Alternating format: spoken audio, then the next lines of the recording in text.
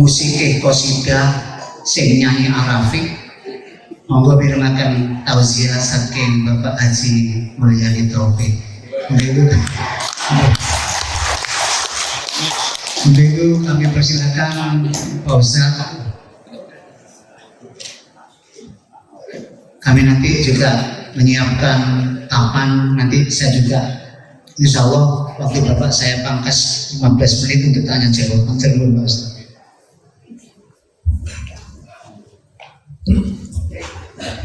Bismillahirrahmanirrahim. Dan saya mungkin kalau tak ngadek, kalau nek mriku sing ganteng gak ketok, sing ayu gareng. Assalamualaikum warahmatullahi wabarakatuh. Alhamdulillah, wassalatu wassalamu ala rasulillah, la haula wala quwata illa billah, amma ba'du. Para alim, ulama, asatid, murabi, mubaligh, para kiai, sesepuh bini sepuh yang saya hormati. Ya, kami hormati pula Bapak Ketua Yayasan Pengantar Husnul Khotimah, Bapak Haji Agus Subagio. Alhamdulillah. Yang kami hormati pula Bapak Ketua Pembina, Bapak Soeharto Wirango. Alhamdulillah. Yang saya hormati pula anggota Pembina, Bapak Haji Abdul Wahid. Alhamdulillah, luar biasa. Kemudian juga anggota pengawas Bapak Haji Sulistiono, Pundi Piantuni. Alhamdulillah. Dan yang kami hormati pula insya Allah Bapak Bocoran ini tadi, Bapak Wakil Ketua Pengawas Yayasan PHI, Bapak Haji Dwi Kusnanto. Alhamdulillah.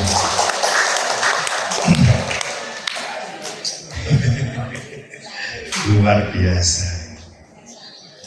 Bapak Ibu, saya merasa terhormat hadirin seluruh peserta pesantren lansia sehari.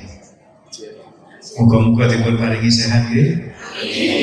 Muga-muga sehat awake, sehat atine, sehat duwike. Amin. Kayo. Ini saya sudah ngaji, ini yang kedua. Ini tadi. Besok ada 5 kalau ada 4 tempat. Jumat kemarin saya seharian tidak pulang mulai subuh, mulai ambruk. Ya, biasa. Saya di mana-mana bilang begini, muka-muka sehat awake, amin. Sehat atine, amin. Sehat duwike, amin. Matrek.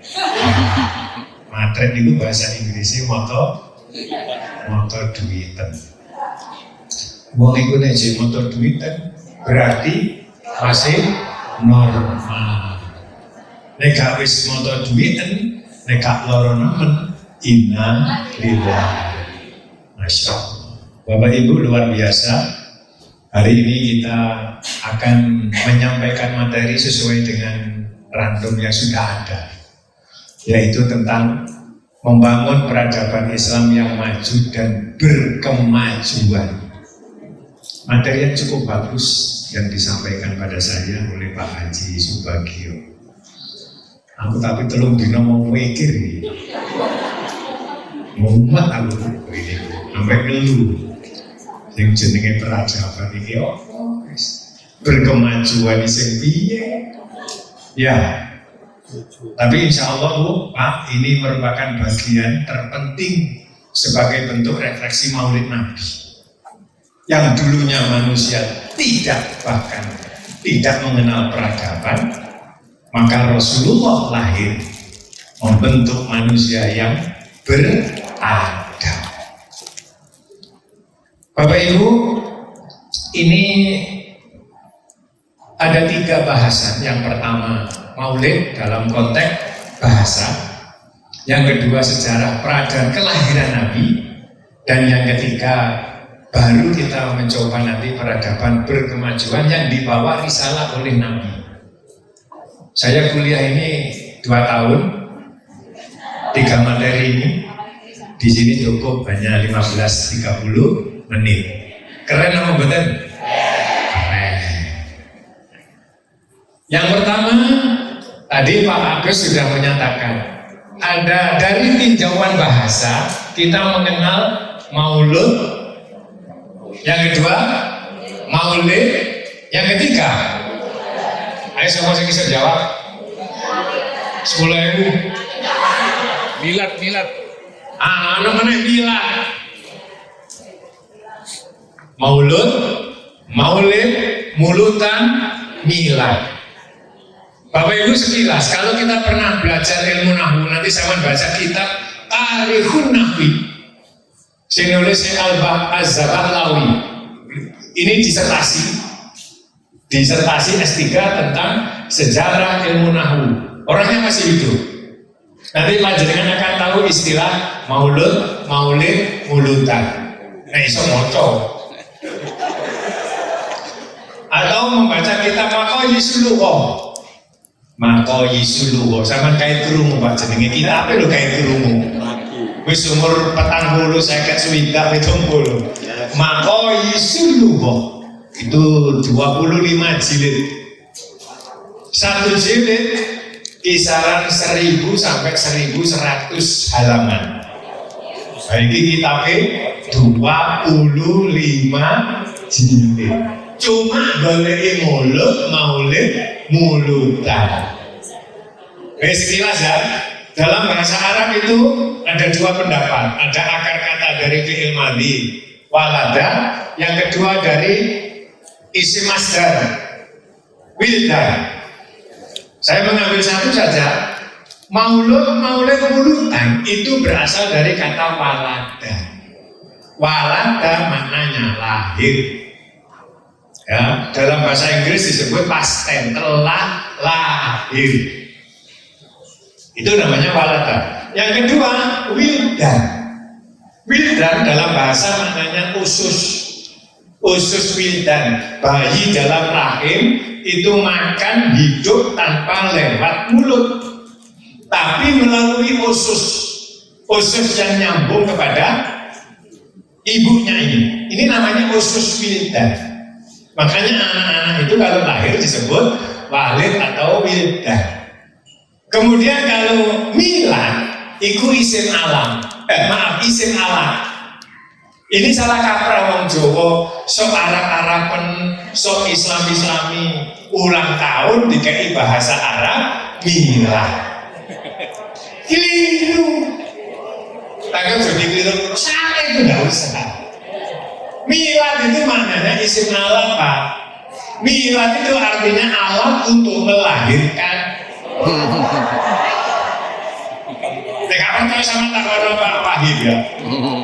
Ibu-ibu sih ini waktu melahirkan ada guna cukur bayi nopo di rumah sakit. Dan bidan apa di sogro dewi. Nek sama lahir di rumah sakit, ono tempat tidur. Ono gunting, ono ember, ono banyu, nggih. Ono apa maneh? Lah iku jenenge milad, alat untuk melahirkan. Bahasa Arab milad. Ya baru tahu, baru terkeliru. Nah, kalau ulang tahun sih bener ya maulid atau maulud. Kalau kita menggunakan kata maulud itu namanya isim maf'ul, bayi sing lahir. Jenenge maulud. Makanya ana hadis kullu mauludin yuladu ala fitrah. Oh, kalau kita bicara maulud, maka berarti orientasinya kepada bayi. Bayi siapa? Bayi Rasulullah yang saat itu lahir. Oh, yang kedua, kalau kita istilah maulid itu adalah isim makan atau isim zaman. Kata yang menunjukkan tempat. Nek sama umroh melo apa tadi? Moris. Iku nanti sama kalau waktu sa'i antara Safa Marwah sama Metu kok. Di situ ada gedung ditulisi perpustakaan, maktabah. Nah itu dulu tulisannya Maulidur Rasul. Maulidur Rasul maknanya tempat lahir Rasulullah.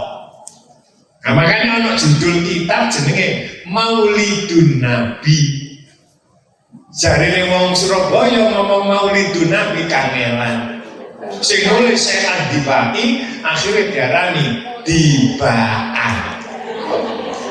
Dibaan itu jenenge wong bro sing nulis kitab.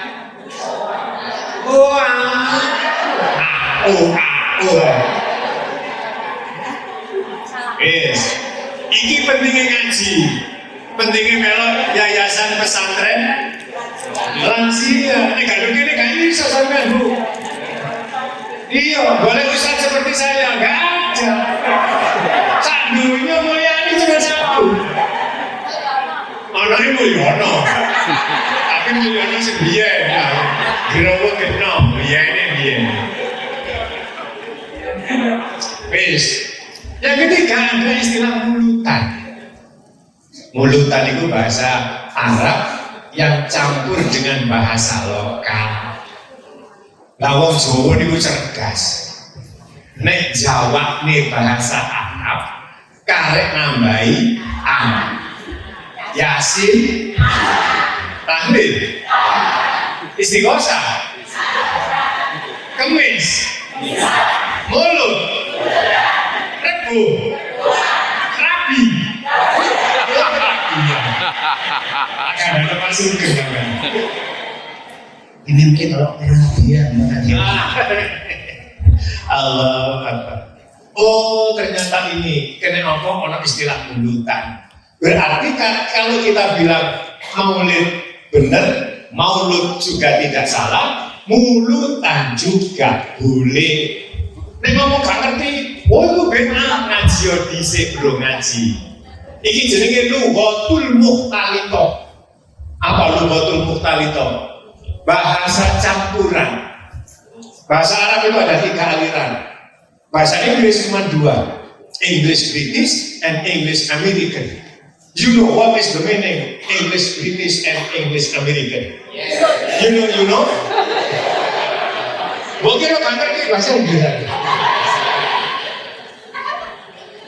What is the difference between English American and English American and English British? Apa bedanya? Jadi mau. Apa bedanya Pak Inggris British karo Inggris Amerika? Tempatnya beda. Iya kayak biyen bro, tempatnya beda. Nih bahasa Inggris British itu kan di London. London itu kerajaan. Tapi di Amerika beda, negara demokrasi. Lah ibaratnya wong Jawa ngomongnya wong Surabaya ambek wong Solo. Nek wong Solo ngomongnya halus, ana makobong. Anu jeng daleme kobong. Surabaya, wae makobong, Surabaya. Bu, karena British itu negara kerajaan, maka dialek bahasa Inggrisnya halus. Lah nek Inggris Amerika, wong Amerika kaya wong Surabaya, makanya bahasa Inggrisnya kasar. Bahasa Arab ada 3. Ada aliran Kufi, ada aliran Basro. Sing nomor 3 ada aliran campuran bainal Kufi wal Basro. Kufi atau Kufa itu daerah Mekah, Madinah, Jeddah, Riyadh, kemudian Palestina itu namanya dan sekitarnya jenenge Kufi. Tapi kalau Basro, Irak dan sekitarnya. Nah, sama delok nanti ke Mesir, itu ada channel program namanya program Imam Sibawe. Jadi Imam Sibawe itu seorang ahli nahwu. Nah, bahasa Arab antara Kufi kalau Basro ini ada yang kemudian dicampur. Ini kemudian menjadi peradaban bahasa Arab besar sampai hari ini. Salah satu tokohnya namanya Syekh As-Son Haji. Sinten? Itu Son Haji tonggomu. Syekh As-Son Haji menulis kitab jenenge Al-Jurumiyah. Nah, Bapak Ibu pasti tahu ini. Jurumiyah itu kitab nahwu paling dasar. Nah, kitab ini merupakan kitab bahasa Arab yang mencampurkan antara bahasa Arab Kufi dengan Basro, berkembang menjadi peradaban besar. Nek sama tahu belajar ilmu nahwu Jurumiyah paling dasar. Dhuwure maneh Imriti utawa Mutamimah. Dhuwure maneh Alfiyah 1000 syair. Dhuwure maneh Syarah Alfiyah jenenge Ibnu Aqil. 5 kitab yang saya sebut ini, alhamdulillah, waktu saya di pondok sudah saya belajari semua. Masuk saya lali.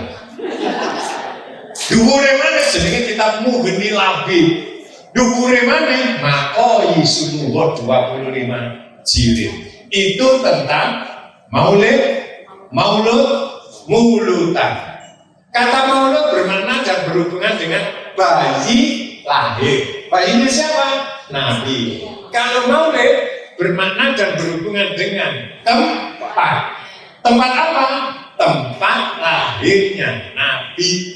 Kemudian rumah tempat lahir Nabi itu sekarang menjadi perpustakaan. Dulu ada tulisannya Maulidun Nabi. Wes, habis ini kita urunan, ayo umroh lewat Moris, nanti merealisasikan program Siti Religi sama Yayasan Husnul Khotimah.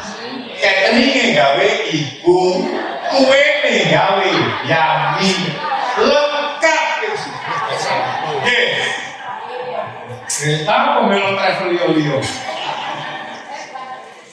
Maka kaya aku nek. Oh, boleh dan tidak salah bila mengucapkan maulud atau mulutan. Kata mulutan itu adalah lughatul mukhtalithah. Bahasa apa? Bahasa campuran antara bahasa Arab dan bahasa Jawa. Jenenge kearifan lokal. Yang kedua, sejarah pra dan kelahiran Nabi. Bapak Ibu, saya tanya, Nabi itu lahir dalam hitungan Masehi tanggal berapa? Masehinya 20 April tahun 571. Harinya Senin. Senin itu Nabi lahir, Nabi keluar dari Mekah Senin, masuk pertama kota Madinah juga Senin, wafat juga hari Senin. Itu kalau hitungan Hijriah. Hari Senin tanggal 12 apa? Rabiul Awal. Rabiul Awal sama dengan bulan apa? Maulud. Tahunnya? Tahun gajah. Tahun gajah. Kenapa kok diarani tahun gajah? Mayoritas sejarawan Muslim menyebutkan bahwa Nabi Muhammad lahir hari Senin 12 Rabiul Awal atau Maulid tahun gajah. Tanggal berapa? 20 April 571 Masehi. Kenapa kok diarani tahun gajah? Gajah, bahasa Arabnya apa? Alfil. Makanya di dalam Al-Quran ada surat. Kenapa Bu? Pak, kok diarani tahun gajah? Raja Abraham. Karena berkaitan dengan Raja Abraham membawa pasukan naik Gajah. Saya tanya, gajahnya berapa ribu?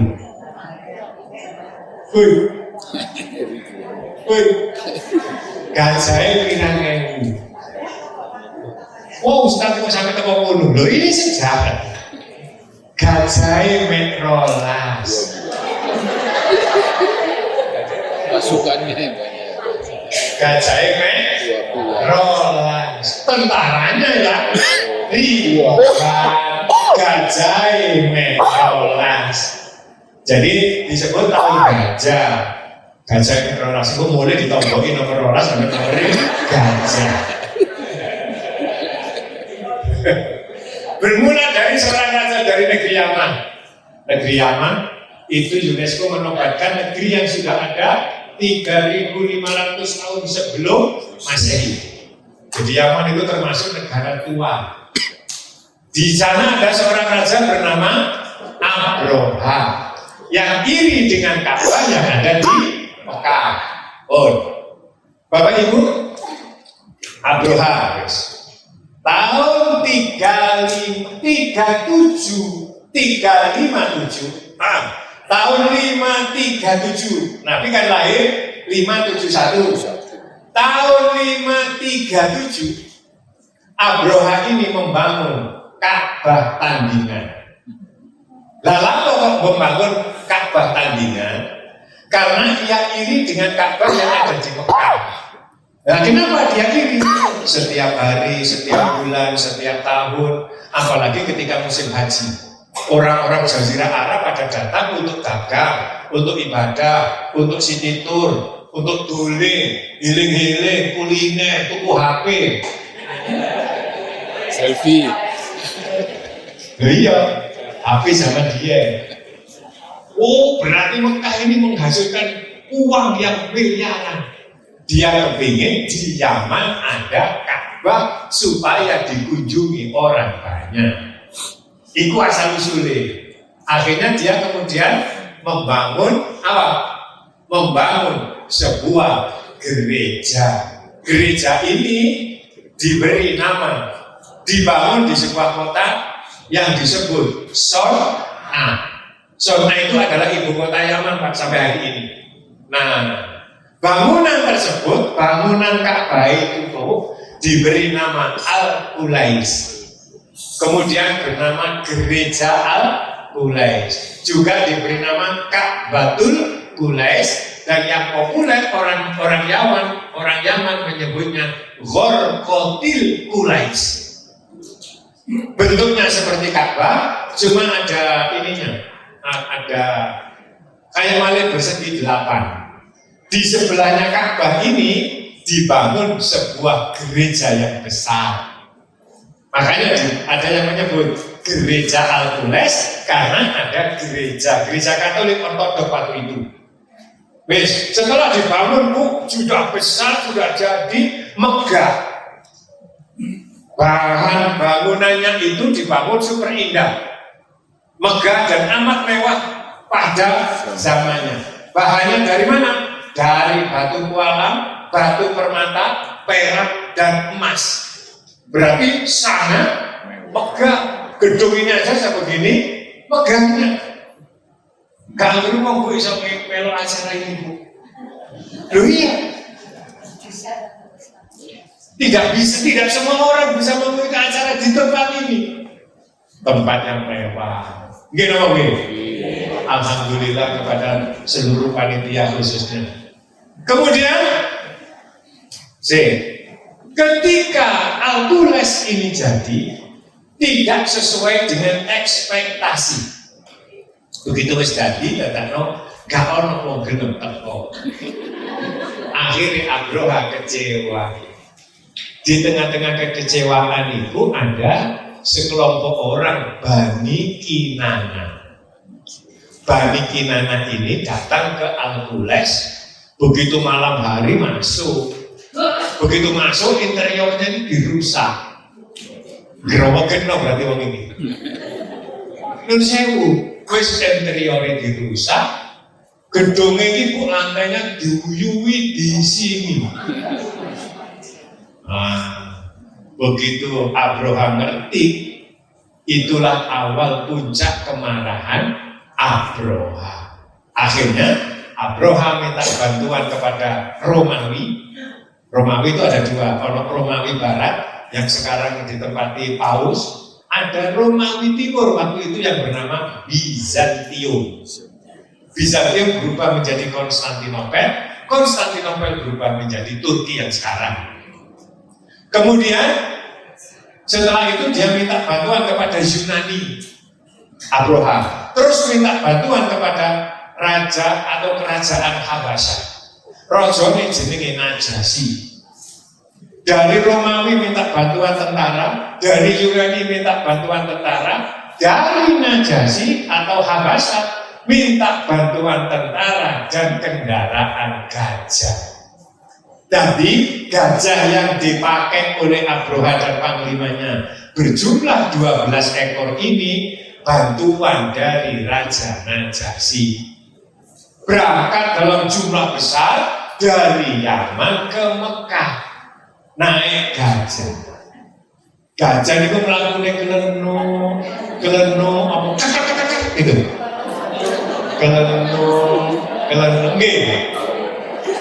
Melakukan kelenu itu wong wedok ayu apa wong wedok nang pasar? Wong wedok ayu sing berangkat nang pasar. Kelenu. Begitu sampai di Mekah, belum masuk kota Mekah, sampailah di sebuah desa jenenge Al-Muhammas. Al-Muhammas 20 km sebelah timur Mekah. Nek panjenengan haji dan umroh nanti ikut Moris. Kalau TL nanti didudui Bu iki lho stasiun Sepur Mina. Nah, tidak jauh dari itu ada kampung Muhammas yang tidak ada bangunannya. Disitulah dulu tempat peristiwa Abroha.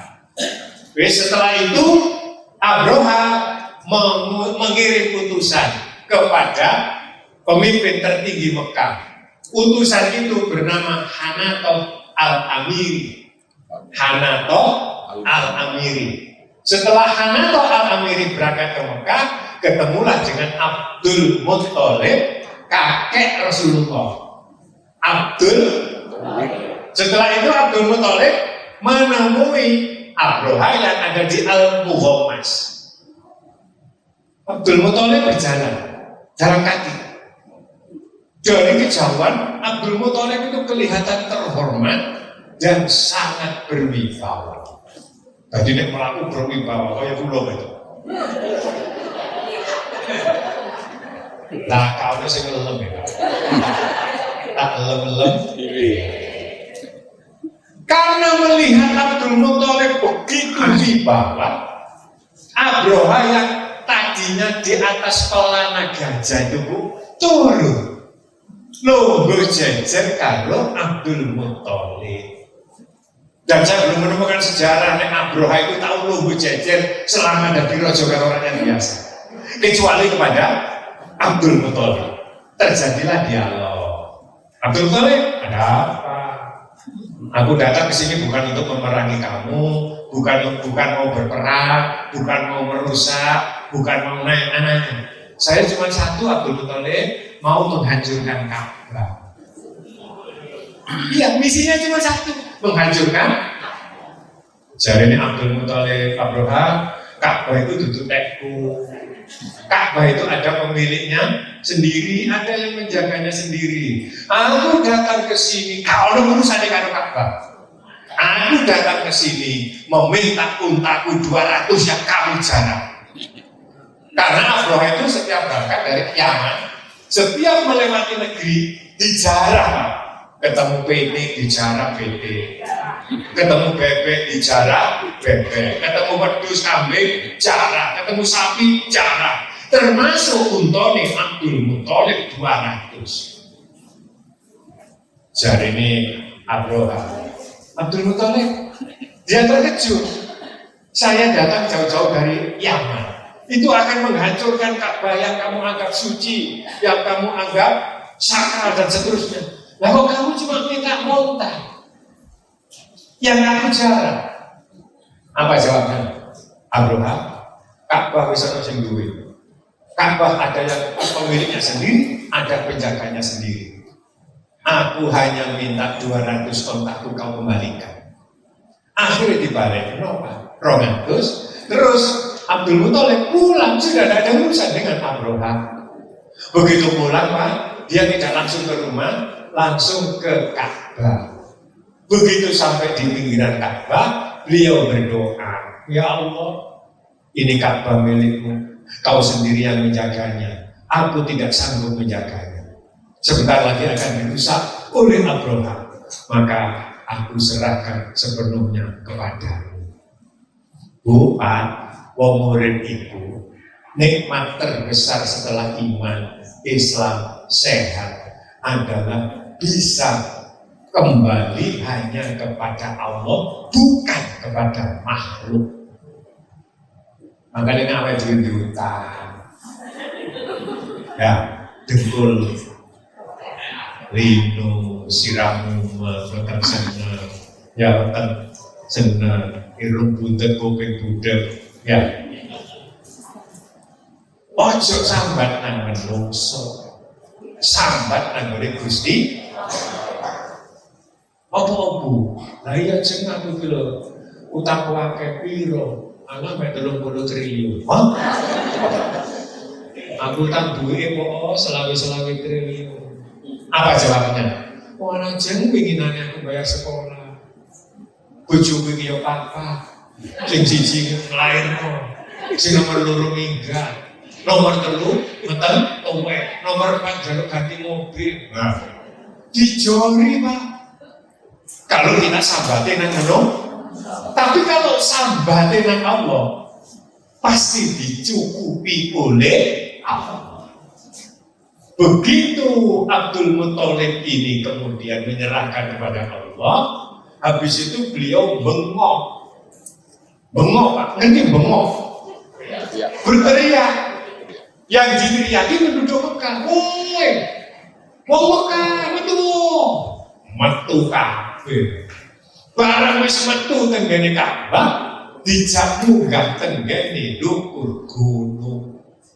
Lalu ingin tahu apa yang akan terjadi, Ka'bah kate dijul.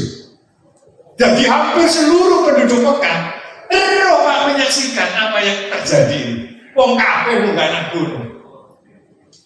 Begitu wis munggah nang gunung, 20 km di sebelah timur Ka'bah itu ketok ribuan pasukan.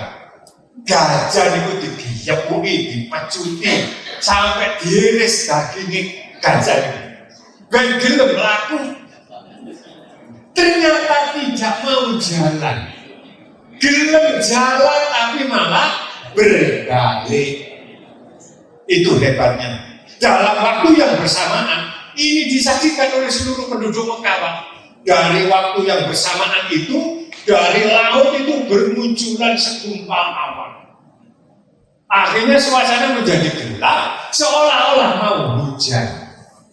Ternyata ini bukan gumpalan awan, tapi segerombolan burung ribuan bahkan jutaan.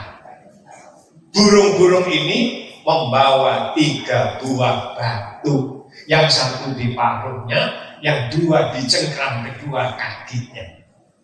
Burung-burung inilah yang kemudian melemparkan, menjatuhkan batu-batu itu kepada ribuan tentara Abraha sehingga mati. Allah mengabarkan di dalam surat Al-Fil, alam taro kaifa fa'ala rabbuka bi ashabil fil. Di penghujung ayat Allah menyebutkan ka'asfin ma'kul, hancur tubuhnya gajah, tubuhnya tentara seperti daun yang dimakan ular. Pertanyaannya, Abraham mati napa mboten? Wih, Abraham mati napa urip? Urip napa mati? Urip, Pak.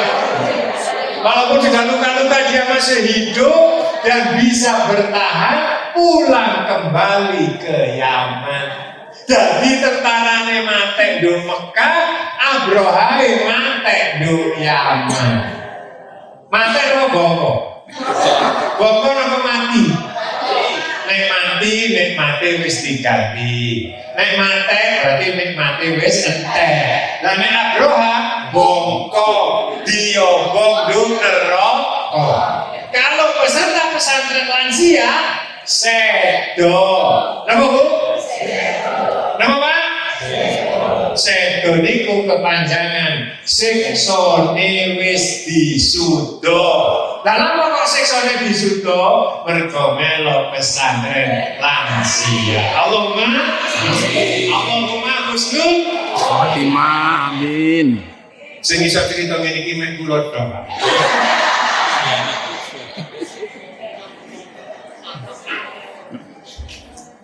Kita lanjutkan. Dibangun super indah, megah dan amat mewah di zamannya.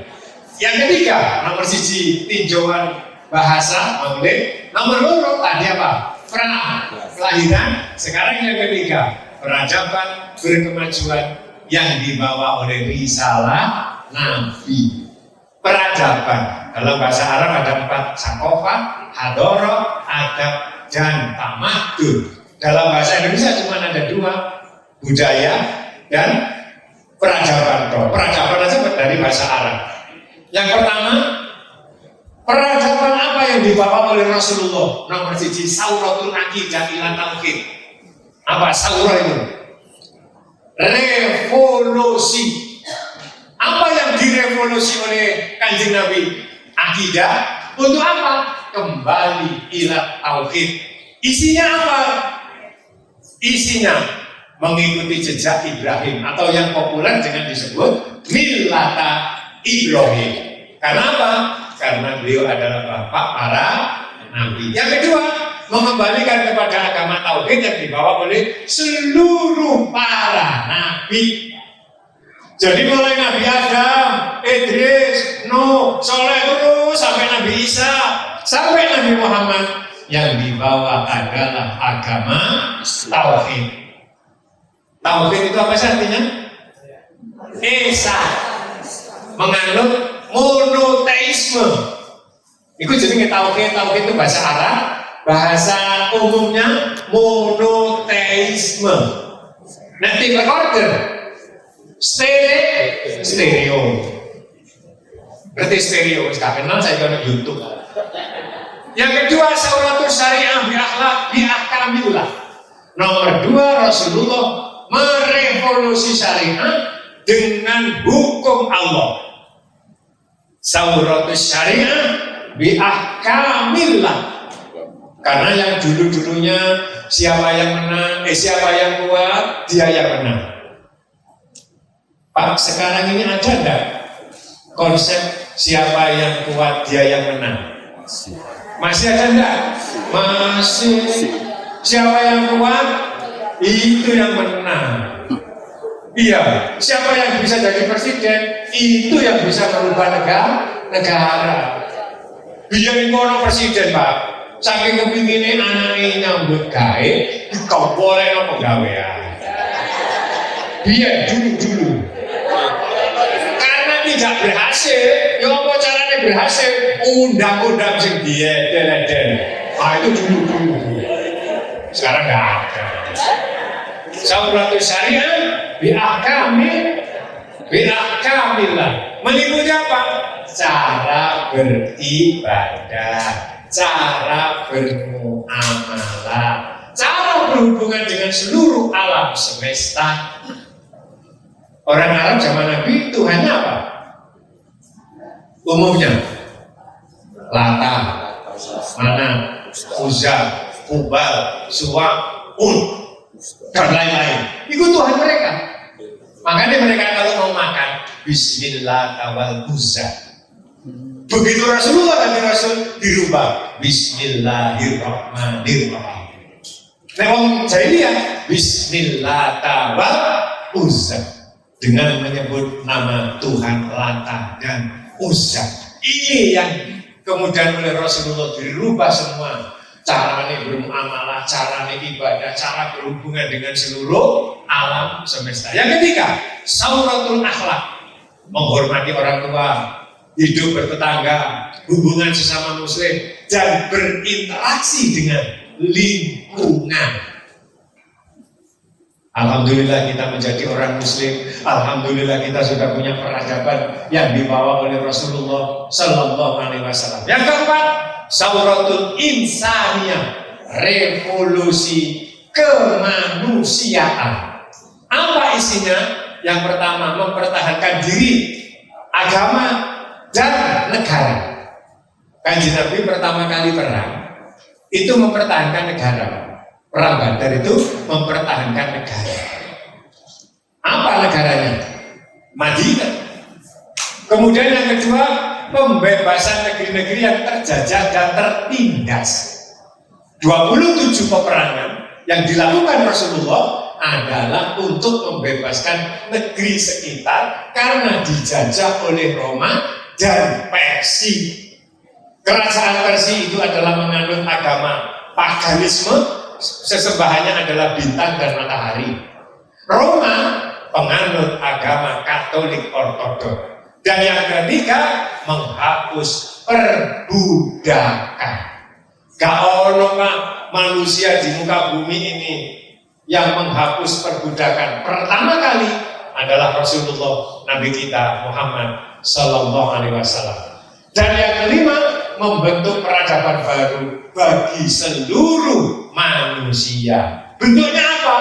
Bentuknya wa ma arsalnaka illa kafatan linnasi basyiron wa nadhiron. Yang meliputi apa? Sakofah, hadoroh, adat, dan tamadun. Sakofah adalah revolusi ilmu pengetahuan, hadoroh kehidupan yang lebih maju, adat, budaya dan sastra, tamadun politik dan pemerintahan. Contohnya, politik dalam pemerintahan adalah piagam Madinah atau Misakon Madinah. Apa isinya? Piagam Madinah itu berapa pasal? 47 pasal. 47 pasal itu kalau diringkas tinggal 4. Yang pertama ekonomi, yang kedua keamanan, yang ketiga penegakan supremasi hukum, dan yang keempat kebebasan beragama. Ekonomi nomor 1 nyambut gawe. Wong nek duwe akeh ayo napa mboten, Pak? Ayo. Nggih. Wis wonten wae duwe. Wah. Wis wae lek pencet gak duwe. Oh, diares. Kita dalam posisi yang mana? Penceng ngomong wonten ayu soge. Wonten ayu soge. Alhamdulillah. Oh, soge utang, soge apa? Yang kedua keamanan, Pak. Semua orang yang hidup di Madinah tak peduli agamanya, tidak peduli sukunya. Nek ono kejahatan rongrong Madinah harus diberantas semua agama. Nomor 3, penegakan supremasi hukum. Sampai sekarang, Pak, kalau sama tenggene Jeddah, itu orang masjid jenenge Masjid Qisas. Masjid itu apa ini? Masjid untuk eksekusi. Itu di seberangnya masjid pengadilan. Jadi setelah diputuskan, dieksekusi. Begitu dieksekusi, Pak, polisi itu jogo. Setiap kendaraan yang lewat dindek. Disuruh apa? Disuruh melihat. Pengeksekusinya terbuka. Itu hukum Islam. Lalu ini enggak ya? Dieksekusi kapan? Yo karo. Islam nggak bisa. Islam itu eksekusinya harus di depan umum. Diskusi malam, Pak. Ya, begitu orang-orang melihat, Pak, rakyat pelaku kejahatan kemudian dieksekusi, dibunuh dan seterusnya. Mereka sedih apa senang? Senang apa sedih? Senang, Pak. Mereka tepuk-tepuk berteriak bangga dengan negaranya karena hukum dijalankan. Di sini kan tidak. Menteri Agama yang penjara. Kulo niki wong Sidoarjo. Bupati itu telune niku yasinan ini penjara. Sekolah kamar di mana? Yesus. Di Lukas ini iso Menteri Agama ini. Ya, dan ada pansus. Allah. Yang keempat, kebebasan beragama. Ibu-ibu sering pernah melihat pengajian mulut-mulutan, terus kemudian embong nutut dalam di Surabaya. Banyak ya? Sama nang Mekah, Medina, Jeddah, Mesir, tidak akan ada. Duk ini Pak ngaji mulai subuh sampai subuh. Kalau pakai minggu, uri paling enak nih Indonesia. Indonesia paling enak itu Pulau Jawa. Jangan tersinggung yang luar Jawa. Di Jawa paling enak Jawa Timur. Jawa Timur paling enak Surabaya. Cari aku sih Pak. Surabaya itu Pak boleh warung 24 jam. Mulai angkringan sampai warkop. Sebagai warkop mulai kubu, wedang kopi, wedang jeruk, wedang teh, kopi panas, kopi dingin. Sing gak tepat itu minum apa Pak? Sing gak sehat. Kopi susu. Mungkin kopi susu itu minuman yang tidak sehat. Kok iso Ustaz? Kopi ini ngejak melek, susu ini ngejak turu. Gak sehat. Mulai itu menang.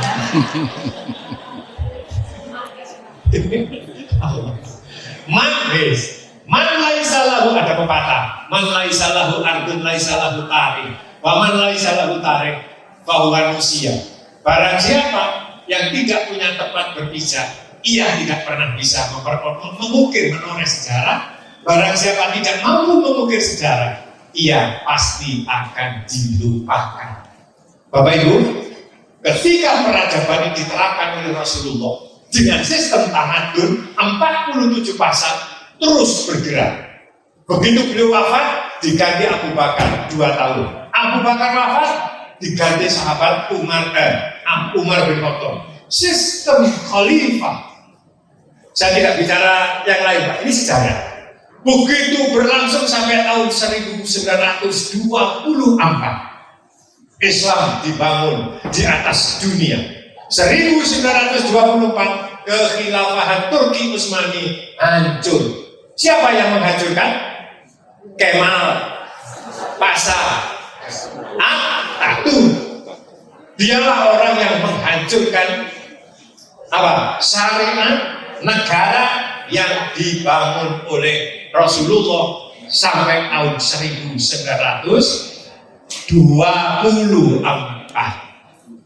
Tahun 1925 Universitas Al-Azhar Mesir ikut mengundang para ulama sedunia dari Mesir, dari India, dari Pakistan yang sekarang Pakistan, dari Maroko, dari Arab, termasuk dari Indonesia. Ada 1000 ulama datang ke Mesir mengadakan rapat 2 hari 2 malam. Dari Indonesia 2 orang perwakilan. Salah satunya yang datang waktu itu adalah ayahandanya Profesor Dr. Buya Hamka. Siapa nama ayahnya? Haji Abdul Malik. Ayahnya Karim Amrullah, bapaknya Pak Hamka. Ialah salah satu dari 2 orang Indonesia delegasi yang ikut rapat di Al-Azhar untuk membentuk pemerintahan yang Islami. Setelah jatuhnya Turki Utsmani, rapat rong dino rong bengi Pak wong 1000 sak donya gak ono hasile. Kalau sudah terbentuk, iki nanti siapa yang memisahkan? Gak sepakat. Ibu kotanya Dondi gak sepakat. Akhirnya 2 hari 2 malam ittafaku alla yattafiku, sepakat untuk tidak bersepakat. Di rapat rong dino rong bengi tidak menghasilkan apa-apa. Pulang ke negaranya masing-masing. Tahun 1928 berdirilah Partai Arab pertama, namanya Partai Ba'as. Sehingga jenenge Michel Aflaq, menantunya Golda Meir, seorang Israel yang kemudian Michel Aflaq ini orang pertama yang ngebom masjid Palestina. Haluannya apa? Haluannya nasionalis, apa? Sekuler, sosialis. Akhirnya orang-orang Islam yang masih punya hero mendirikan partai tandingan yang didirikan oleh Syekh Hasan Al-Banna, orang Maroko yang hidup di Mesir. Beliau seorang sufi, seorang sunni. Beliau kalau ngaji tafsir Ibnu Katsir, hadisnya Bulughul Maram. Beliau juga menulis kitab kecil jenenge Al-Maksurat. Pernah tahu? Nah, itu sih namanya Hasan Al-Banna. Hasan Al-Banna mendirikan partai tandingan jenenge Ikhwanul Muslimin. anak buah Hasan al-Banna membunuh Perdana Menteri Anwar Ghazi di Mesir. Akhirnya Hasan al-Banna, Ikhwanul Muslimin, dibantai, dibubarkan. Nah, sudah.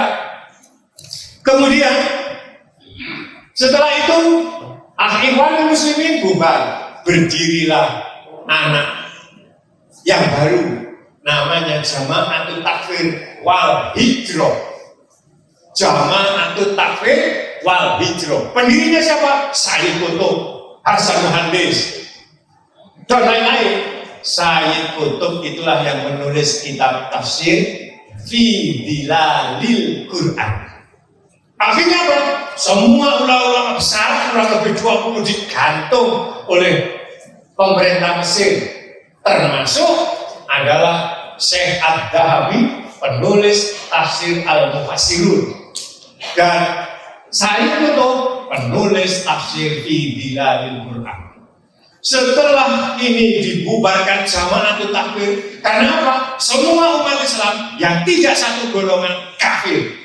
Orang-orang Mesir, ulama besar Mesir, Pak, kafir. Mekah kafir, Madinah kafir, Indonesia kafir. Itu Jama'atul Takfir wal Hijrah. Begitu ini bubar, lahirlah anak baru, namanya Hizbut Tahrir. Didirikan oleh Syekh An-Nabhani, orang Palestina, kemudian berjumpa sampai ke Indonesia, diberi nama Hizbut Tahrir Indonesia. Dari sisi akidah bagus, dari sisi syariah baik, tapi Hizbut Tahrir yang diusung 3, jihad, hijrah, dan khilafah. Karena ini bertentangan dengan NKRI, lalu pada waktu pemerintahan Susilo Bambang Yudhoyono dibubarkan. Kenapa Pak Indonesia sekarang menjadi rujukan dunia? Ada 2 hal. Yang pertama, karena Indonesia punya organisasi sosial. Yang pertama Muhammadiyah, yang kedua NU, yang ketiga punya majelis ulama. Jadi sekarang Indonesia ini menjadi rujukan dunia. Kok iso? Punya lebih dari 17.000 pulau, punya ribuan bahasa, punya ribuan suku, dan puluhan agama di negeri ini. Tapi hidup dalam kebinekaan. Dari sini kemudian muncullah sebuah peradaban baru di Indonesia yang didalangi oleh Muhammadiyah, namanya Islam berkemajuan. Didalangi oleh NU, namanya Islam Nusantara. Didalangi oleh Majelis Ulama, namanya Islam Wasatiyah. Jadi di Indonesia ada 3 Islam Wasatiyah, didirikan oleh Majelis Ulama, Islam berkemajuan didirikan oleh Muhammadiyah, dan Islam Nusantara yang didirikan oleh NU. Inilah Paku kenapa negeri ini tetap bertahan utuh, rukun, tentem, Kerto Raharjo. Masih ada waktu 4 jam, saya buka dialog. Ada yang bertanya? Allahumma kalau kesempatan. Oh, Mas. Apa Pak? Wah, Islam Nusantara. Ada lagi? Apa? Sekilas Islam Nusantara itu Islam di Indonesia yang masih mengakui kearifan lokal. Artinya apa?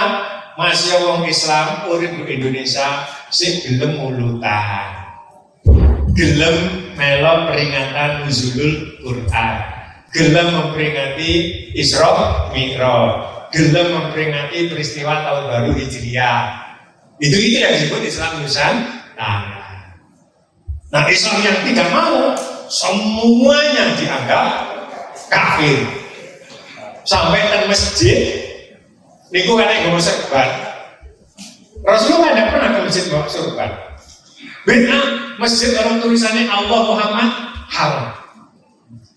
Ini namanya Islam yang tidak lagi mengenal budaya lokal. Sampai masjid itu Pak, kalau karpet langsung tanah. Iya, Sama kalau nggak percaya silakan ke Tambak Sumur. Miliknya Ustaz Mahrus Ali.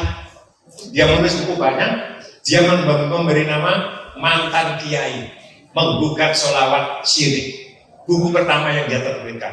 Musolanya masjidnya nggak ada karpet, nggak ada keramik, langsung tanah. Mergo masjid Nabi tanah. Ya iya. Sampai Mekah Madinah itu dianggap kafir karena masjidnya pakai keramik. Nah, ini sih dari Islam radikal itu begini, Pak. Kita ini dianggap kafir. Neraka iya. Ada Islam Nusantara kan enggak. Sopo sing gelem peringatan Maulid ya silakan. Sepanjang peringatannya tidak melanggar syariat. Kalau Islam berkemajuan pada Muhammadiyah menginginkan bahwa negeri ini akan terus maju melalui 3 aspek. Nomor 1 pendidikan, nomor 2 kesehatan, nomor 3 usaha. Jadi menurut saya anak-anak SD Muhammadiyah itu Pak sekarang beberapa tahun terakhir sudah dikasih rekening suruh nabung di banknya Muhammadiyah. Di NU Islam Nusantara pondoknya dikembangkan dan sekarang sudah mulai merambah kepada perguruan tinggi. Jadi ketika Profesor Dr. Kiai Haji Said Adil Sirot menjadi Ketua Umum PBNU, beliau mendirikan Universitas NU di seluruh Indonesia. Untuk apa? NU biar juga bisa membangun negeri ini lebih baik. Majelis Ulama tidak mau ketinggalan untuk menjaga NKRI tidak memasukkan orang-orang yang radikal. Akhirnya mendirikanlah Islam wasatiyah. Dari kata wasaton maknanya tengah. Artinya tengah, tidak radikal dan tidak tradisional. Ini bagian dari peradaban yang dicanangkan oleh Rasulullah Muhammad Sallallahu Alaihi Wasallam. Ada lagi? Masih ada waktu 12 menit. 12 menit tadi Sudah, tadi sudah Pak terjawab. Sebayang pertanyaan. belum sudah. Sudah jawab ini. Ada lagi? Masih ada 12 menit. Kalau Ibu, kalau datang dulu. Oh masih ada ya Bapak. Ini. Oh ini. oh monggo Pak.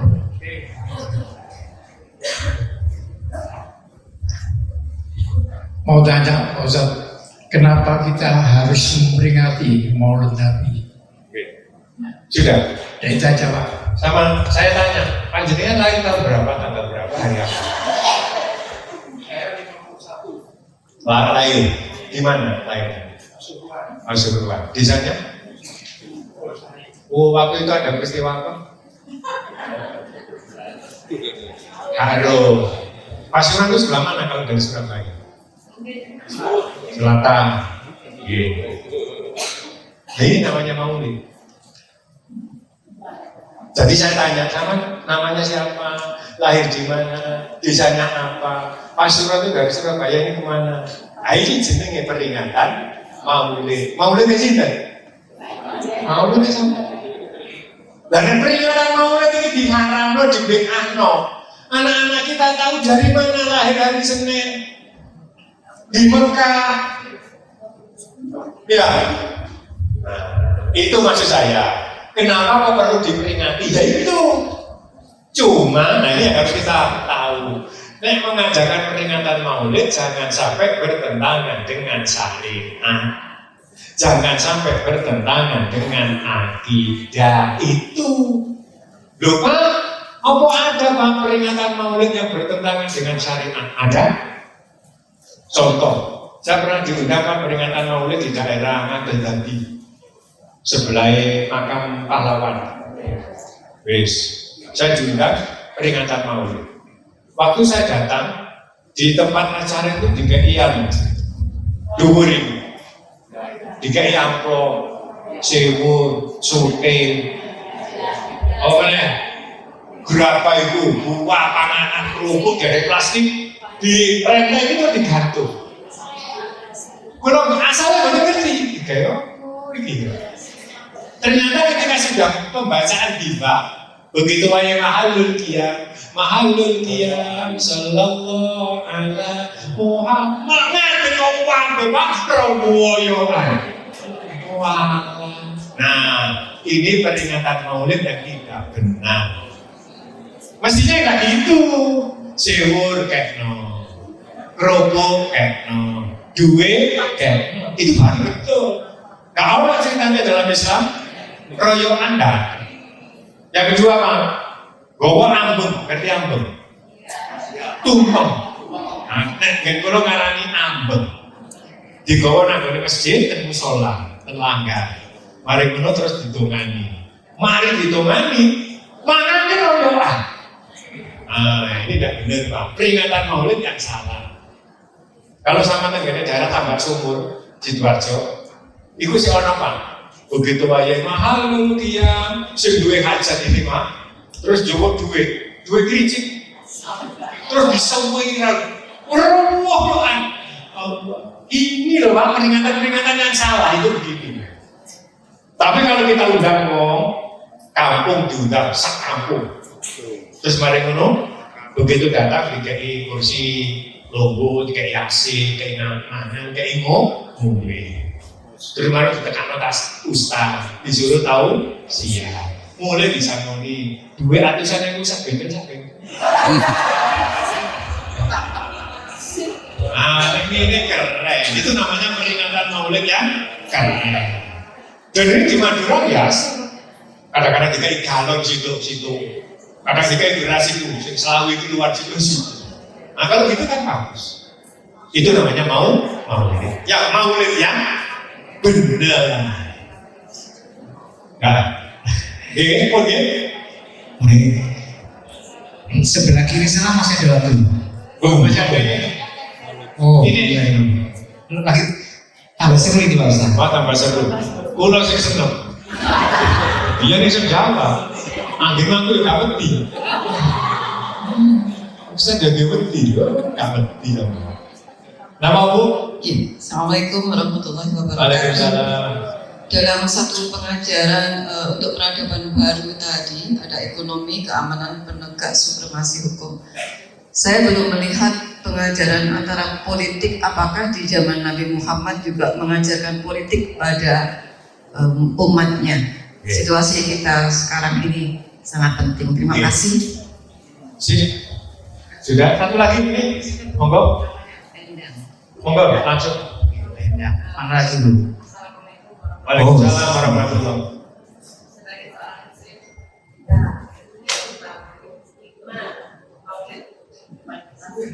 Oke, ampun. Oke. Apa hikmah maulid dari kehidupan kita sehari-hari? Bapak Ibu, apa yang Rasulullah ajarkan itu. Rasulullah menyuruh kita sholat di awal waktu, ya itu. Kita disuruh sedekah walaupun sedikit, ya itu.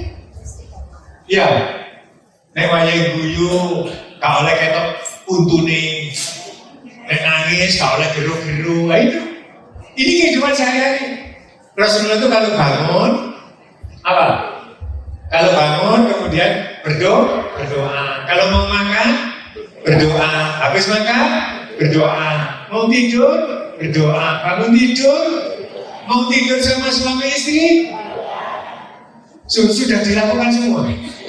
Nah kalau sudah ya itu saja kadang-kadang lupa. Mulai toko ngaji ini Pak, langsung buka kulkas. Belum entek sakit. Berarti belum. Iya. Sunah-sunahnya.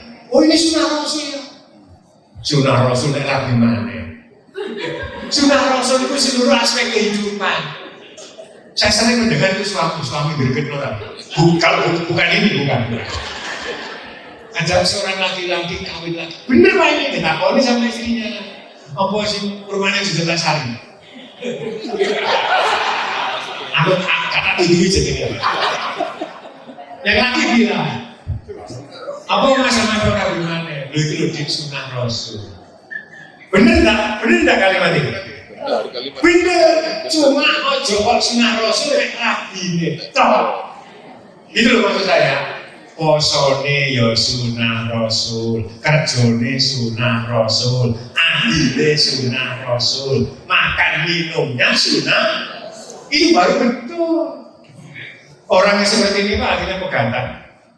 Omae sing kene cedek masjid Al-Akbar. Iya betul. Aku nek kudu sing wedok ya apa? Bu, rasane dari rondo. Kalian ngomong tarabi yo kawane aku. Pegantan aku. Gara-gara yang laki kawin lagi, tapi sing wedok gak diurusi. Gak tanggung jawab. Itu namanya tidak sunah Rasul. Yang terakhir, bagaimana perkembangan politik zaman Nabi? Rasulullah justru ketika di Madinah memberi pelajaran bagaimana cara berpolitik. Ya, itu sudah langsung yang dikemas di dalam undang-undang Misakol Madinah yang isinya 47 pasal. Ini Pak yang menjadi acuan politik Rasulullah. Dan ini pula yang kemudian diikuti oleh Sayyidina Abu Bakar, Umar, sampai Salahuddin Al-Ayyubi. Bapak Ibu nanti kalau suatu saat kita bisa umroh dengan Morris ya, Allahumma nanti pembimbingnya sama Jateng gini, Palestina. Di sana ada satu gereja tua yang disucikan oleh semua umat Kristen di seluruh dunia. Sing nyekel kuncine niki wong Islam, dua keluarga. Itu sampai hari ini. Dan itu adalah perjanjian ditulis sampai hari ini masih ada pada waktu Salahuddin Al-Ayyubi. Islam itu Pak Bu secara politik, hidup hukum itu diterapkan dimanapun harus menghargai agama lain. Itu kuncinya. Tapi jangan lihat, di Kashmir orang Islam dibantai, di Filipina orang Islam dibantai, di India orang Islam dibantai. Karena atau di Ambon beberapa waktu lalu umat Islam dibantai. Itu, tapi kalau Islam yang berkuasa, semua agama bahkan alam semesta bahagia. Ini yang disebut dalam Al-Quran, wa ma arsalnaka illa rahmatan. Mudah-mudahan manfaat barokah. Baik, terima kasih Pak. Terima kasih. Ustaz Ar-Rafiq Aura Kasih kagem Pak Milian Taufik. Terima kasih. Terima kasih pula. Saya akhiri sebelumnya mudah-mudahan kita benar-benar menjadi orang-orang yang husnul khotimah. Santen parutane klopo, cekap semanten diatur kula. Mobilnya wonten kasaripun rembak kula nyuwun agung ing pangarsami. Wassalamualaikum warahmatullahi wabarakatuh. Waalaikumsalam. Next time. Berbagai macam bahasa ya.